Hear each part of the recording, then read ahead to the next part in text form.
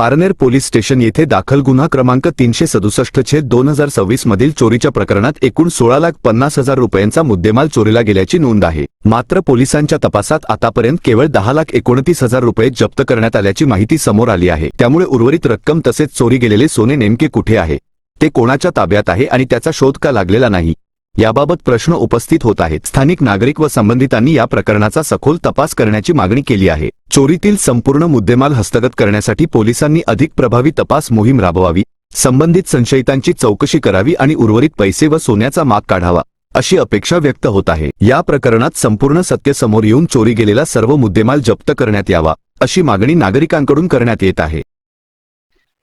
Parner police station येथे गुन्हा क्रमांक 367/2026 मध्ये चोरी गेलेला मुद्देमाल, त्यापैकी आमच्या इथून 16,50,000 हे गेलेले असून आम्हाला फक्त 10,29,000 रुपये हे रिकवर झालेले आहेत। त्यापैकी उर्वरित पैसे आणि सोनं व दागिने हे कुठे गेले किंवा हे कोणाकडे आहे याचा तपास व्हावा, यासाठी मी आज अर्ज केलेला आहे। SP साहेबांनी आश्वासन दिलेले आहे की याच्यात योग्य ती कारवाई होईल आणि मुद्देमाल लवकरात लवकर रिकवर करू।